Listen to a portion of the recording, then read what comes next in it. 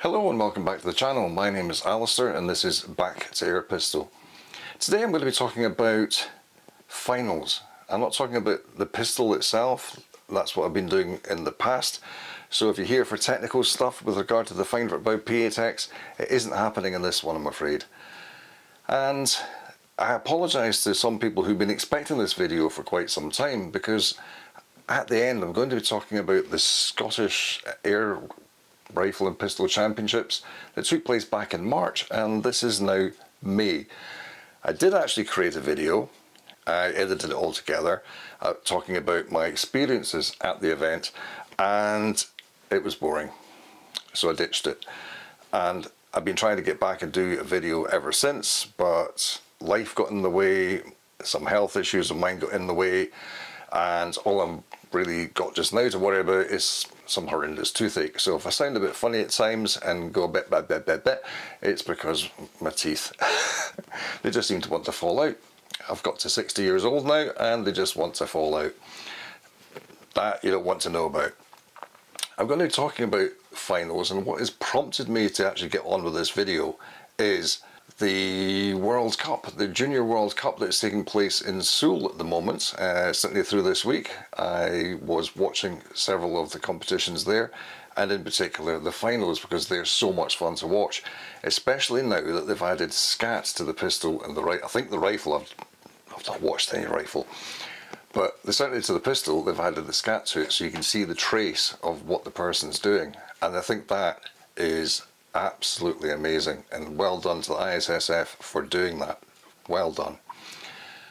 What I'm going to do is talk about initially my experience with finals, why I think you need to train specifically for finals, and I don't just mean training physically, I mean training mentally. So let's get on with it.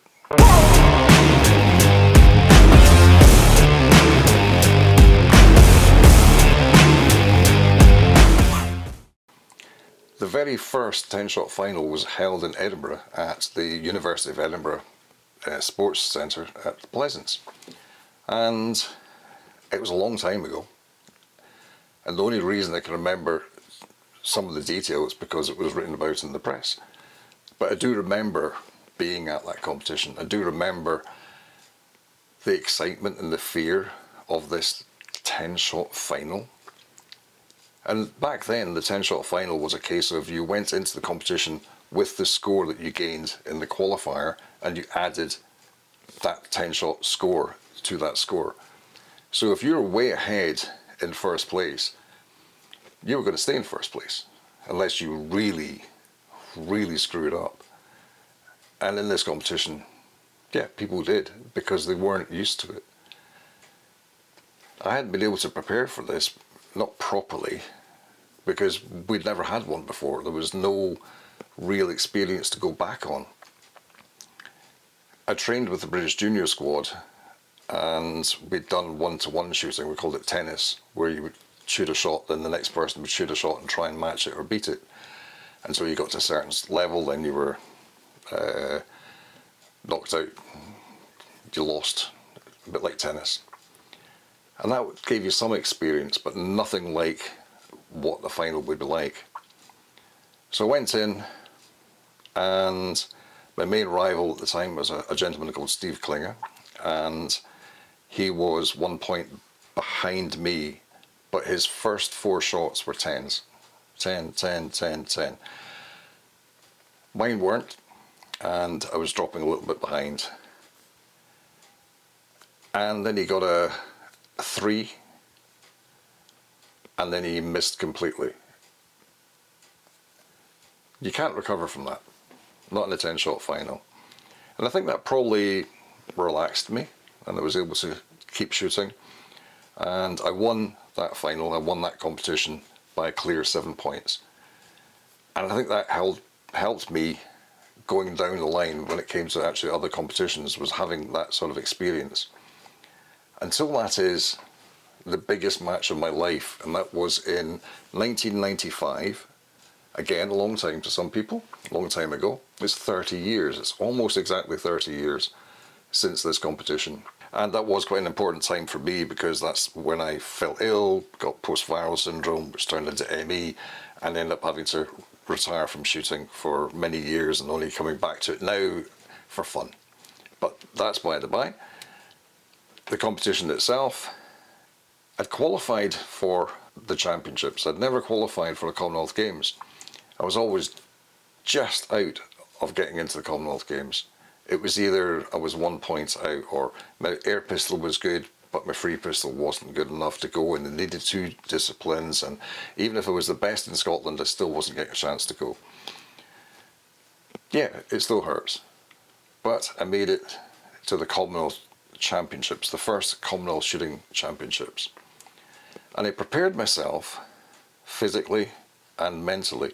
I prepared by shooting a lot, an awful lot, and getting better and better and better.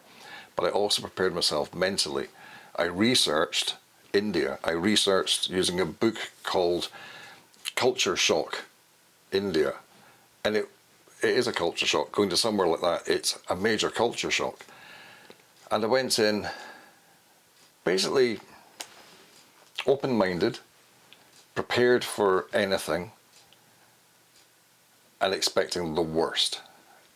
And I think that really helps, because when my colleague and myself arrived at their pistol range in Delhi, the entranceway going in, it was open air, and there was a row of targets, target changers for people to shoot on, obviously, probably a training area, but they were hand-wound target changers. So unlike today when you have electronic targets, we used paper targets, and they went back and forth on wires.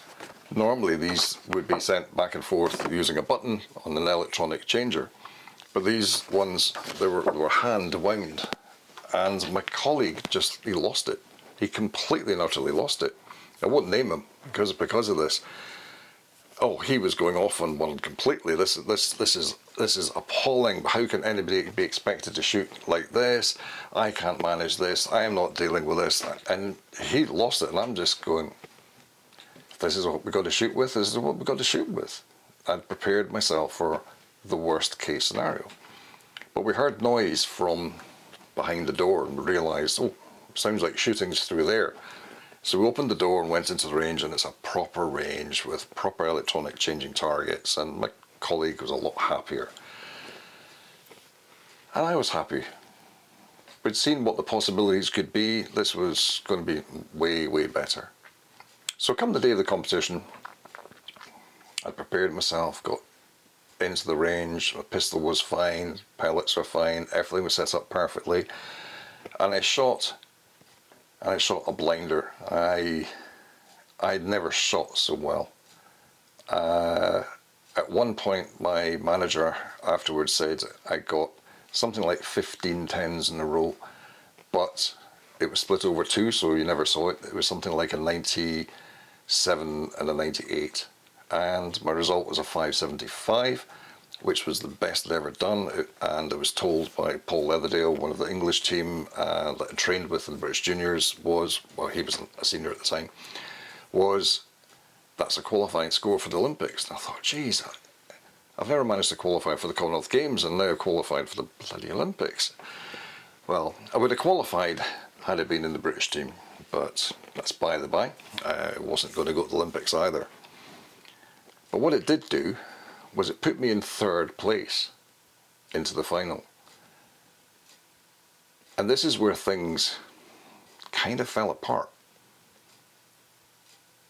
I'd visualised myself competing.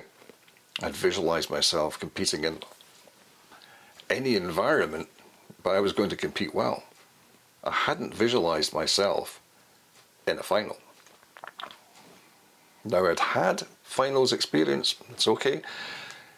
I wasn't overly worried, but I still hadn't visualised being in this final.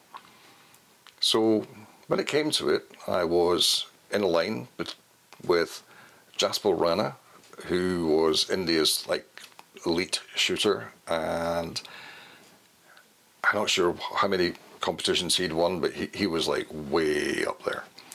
And then Paul Leatherdale, who I knew very well, British champion, not sure if he was European champion, but he'd done really well, a really good guy, then me, and then everybody else. 8 of us going in to shoot, and as I said, you go in with your score, and then you add 10. By rights, all I needed to do was stay in 3rd place and get a medal. I'd never even thought about the possibility of getting a medal at the Commonwealth Games or the Commonwealth Championships. Yet, our qualifying score to get to the Commonwealth Games was the bronze medal standard of the previous games. But still in my head, and this is where the biggest fault in my shooting career is, was I never saw myself at that level. I never prepared myself for the possibility of getting a medal, despite the fact you always want one, but you never really visualised standing on the podium and getting one, which is wrong. That's the first lesson. It makes for lots of disappointment, but you should visualise being there for a medal.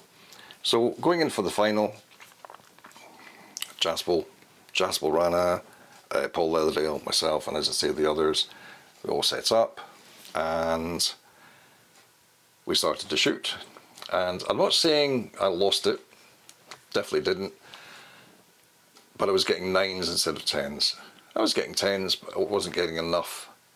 And in that I slipped down to, I can't remember now if it was 6 or 7, but the person who was behind me, he went from 4th to 8th because he watched every score, he was watching it, he was analysing everything. I mean, I got told this afterwards because I wasn't watching, and he just completely and utterly lost it, which we shouldn't be doing at that level.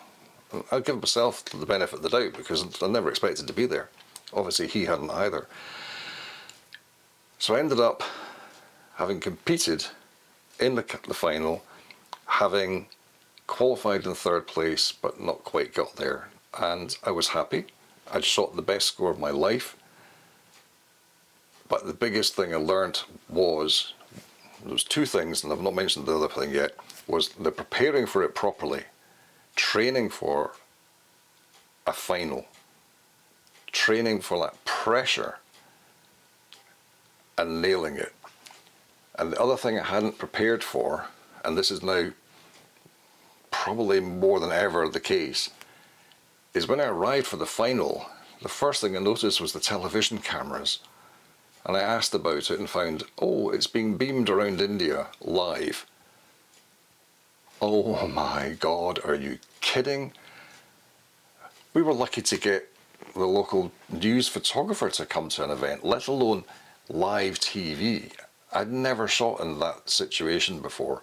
So that didn't help, that I'd never prepared myself for the possibility of being on national television in India or any other country.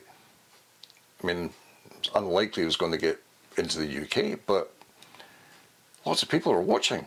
Lots of people were expecting, but lots of people would be watching Jaspel Rana because he was Indian, not me. That didn't matter. I suffered badly. I thought I would have the chance to do other competitions. I thought I'd be able to learn from that, but that wasn't really the case.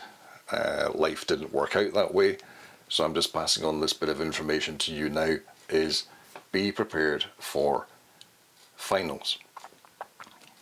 Even more so now, and I say that especially from what I watched at the Scottish Rifle and Pistol Air Championships, Air Rifle and Pistol Championships.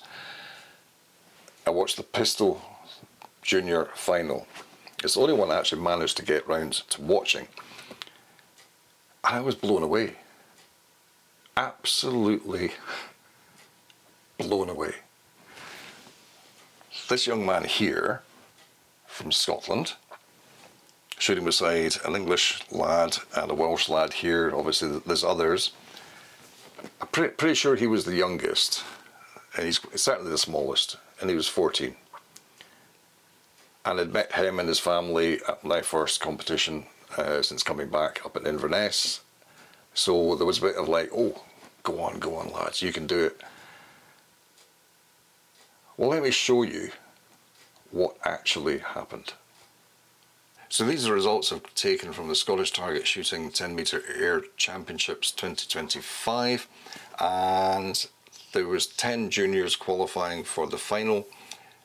Only 6 get to shoot in the final, or maybe some had gone home, I'm not really sure, but we only have 6 actually shooting in the final.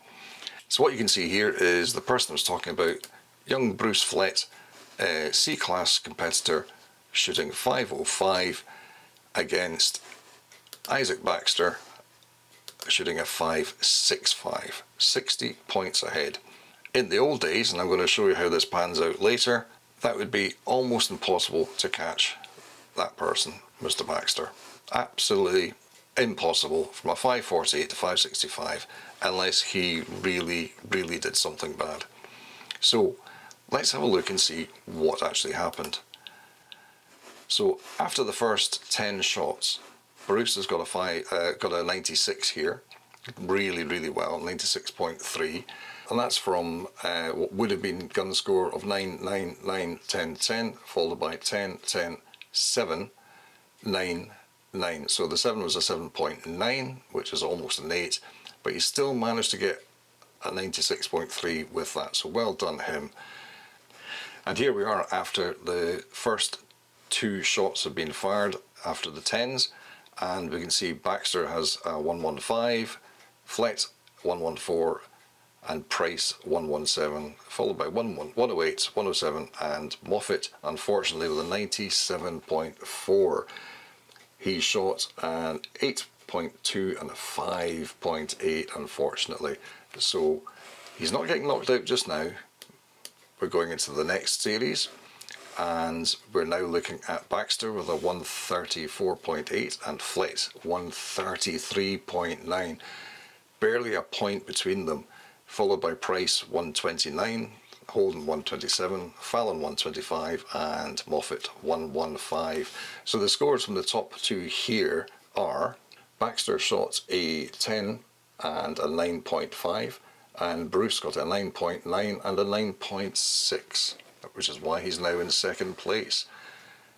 Moving on, Moffat is now dropped out, and we have Baxter with a 155.1, Bruce has gone down to 151.1, Price 148, and so on. So in this one, Baxter did a 10.1 and a 10.2. Well done. Bruce 7.8 and a 9.4.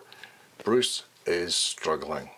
As we move on, we've now got to 18 shots, and Baxter is at 174. Price has moved up to 169.3.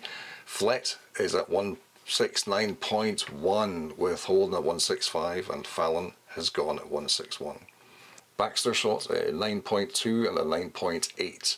Price 10.1, 10.3, and Bruce 8.6, 9.4.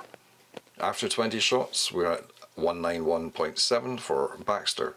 Flett is back up, he's at 188.6, and Price is below him at 186.5, and heading out at 185.5 is Holden. So Holden went out just 1 point behind Lenny Price. He'd managed a 10.1 and a 9.9, where Lenny had only managed an 8.1 and a 9.1. That's how the cookie crumbles. Further up though, we have Isaac Baxter with a 10 and a 7.6. He's letting himself down, and he's letting Bruce Flett catch up. He's got a 9.8 and a 9.7. Baxter had better watch out. And sure enough, after the 22nd shot, Flett is now leading with a 209.5 to Baxter's 208.8. There's hardly a point in it. And if we look at the scores, Lenny Price came in at a 10.3 and an 8.4 to give him a 205.2 and a bronze medal. Baxter, on the other hand, he got an 8.8 and an 8.3. He is letting himself down badly here. Bruce Flett got a 10.1 and a 10.8. He is doing so well. Let's see if he can manage all the way. And we'll stay on this score sheet because it says it all in front of you anyway. Bruce Flett won the Scottish Junior Championship on a 228.3 to a 226.8. Bruce got a bad first shot, an 8.6, but he followed it up for his last shot of the final in the Scottish Junior Championship with a 10.2. Isaac Baxter, 9.3, followed by an 8.7. The nerves were obviously on Isaac. Well done, Bruce. Absolutely fantastic. Wow, what an achievement that was. That's just stunning. But how would that have been back in 1986 when the final first took place? If we go back to the qualifier here, this is the qualifier. These are the people here. What would it have looked like had we just added the 10 shots here? This is how it would have come out. So first place remains the same, second place remains the same, third place remains the same, fourth place remains the same, fifth and sixth. The scores are 659.5, 636.2, 632.8, 601.3, 578.6 and 569.4. Even though Bruce got a 96, the highest score in the tens, he barely got into the 600s compared to Baxter, 659. That's what we shot back in the day. Now you come in fresh and you win a competition because the pressure didn't get to you. You used the pressure to do well, and I will explain. So what I mean by using the pressure, this is quite hard to describe, and this is multiple takes in on a second day because I didn't like what I ended up with to begin with, so bear with me. I'll try and make this as simple as possible. And really it came from what Bruce's mother said to me after the event as what Bruce had said to her. And it's quite simple. That during the final, once they got in a few shots, I think it was about halfway through, the crowd starts to do this clapping to a crescendo. So it's a slow clap and it builds and builds and builds and builds and builds to a crescendo. That could be very, very off-putting. And for an old codger like me, I would definitely hate it. In the past, you weren't allowed to make a noise in the audience. You were told to shut up, you were told to be quiet. People who might remember the Scottish Pistol Association Championships and Jack Aiken, the Chief Range Officer with a big silence board. It was different days. It really was different days. So to be making that noise, and I've watched the ISSF Finals, and I've watched the Denmark Open Air, where they were literally banging drums in the background. Absolutely horrendous. But Bruce used that clapping to a crescendo to help him get that shot in the middle. As it built up, it narrowed down his concentration tighter and tighter and tighter, his focus on the sights and the squeezing of the trigger to get that shot off. That is brilliant, to use what the crowd is doing to effectively put you off, is using it to get himself good shots. Maybe not always tens, but good shots. Some would also say that Bruce had nothing to worry about, shouldn't have any nerves. Why would he be nervous about going into a competition? He doesn't have anybody expecting him to do well.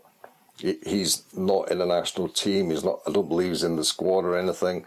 He's not really expected to be winning the competition. He's not expected to be providing excellent scores, which is probably not the case for the other two.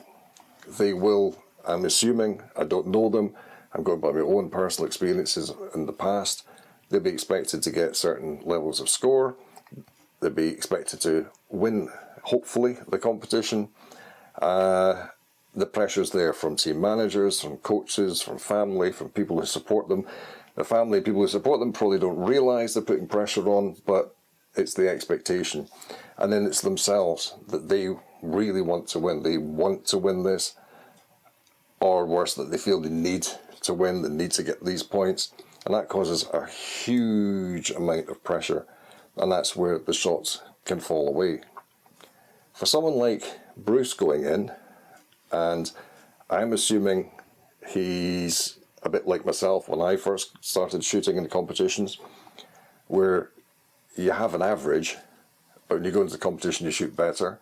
Or in his case, I don't know what his general average is, but he qualified with an 84 average to get into the final, which is nothing special. But when he went in to do the 10 shots for the final, he had a 92 average, and that's gun score, not decimal score. That's a phenomenal jump. How is that possible? How can somebody go from an 84 average into a final and shoot 92? It's nothing to do with, oh, didn't have any pressure. Because how does not having any pressure make you shoot better than you normally do? The pressure has made him shoot well.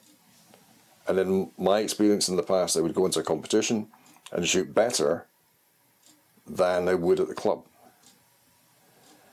I'd shoot better at an international than I did at the training sessions, and unfortunately for the qualifying sessions for the trials for other major internationals, that's by the by.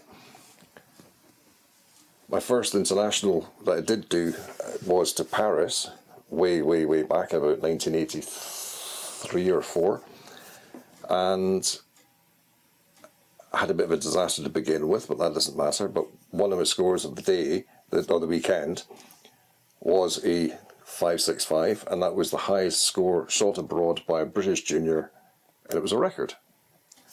That didn't mean anything to Laszlo Antol, the national squad coach, because he just palmed it off as a flash in the pan. He didn't see that I had any nerves or anxiety because I wasn't qualifying for anything. It was just a shoot, and it was just a flash in the pan. That didn't help me being dismissed like that. I ended up spending far too much time trying to prove him wrong, and therefore shooting badly because I was trying too hard as opposed to just shooting. If anyone goes into a competition like Bruce and does well, never look at them and say, oh, but they had no pressure. Of course he had pressure. He knows the pressure's there. He's against top juniors from Britain. Of course he's got nerves. But he used those nerves to help him and to do better. He came up in standard, more so than he'd done ever, and did really well. And it's finding the ability to do that is very important. And the only way that you're really going to be able to do it is to actually train as if you were in competitions, as if you were in these high pressure situations. And I would suggest training at home with YouTube on, playing ISSF Finals to feel like you're in a final, to get used to it, and to try and use that pressure to your advantage and to bring you up, as opposed to scaring you to the point where you can't shoot. I already said the one thing that's got me the most was the fact I had television cameras and the fact that it was in the final and I hadn't prepared for it. So by training like that, you're preparing yourself for the competition. You will never fight the nerves. You'll never stop the pressure. But you have to be able to learn to use that pressure to your advantage, not disadvantage. How that is done depends on each individual, and I would suggest you speak to your coach, if you have one, to help you get to that level. But that's what I was meaning by using the pressure to shoot well. And if I haven't explained that well, I'm going to have to do this all again, so let's hope I did. I'm going to wrap up now because I've been waffling an awful lot, and I'm going to leave you with some pictures of a very happy young man when he finished the competition. And I will see you again another time. I hope I will get back to doing something technical with the air pistol. There's a couple of things I'd like to work on, but I need to learn some more before I even attempt it. but I will get back and do something soon. And thank you for watching, and I will see you soon. Bye for now.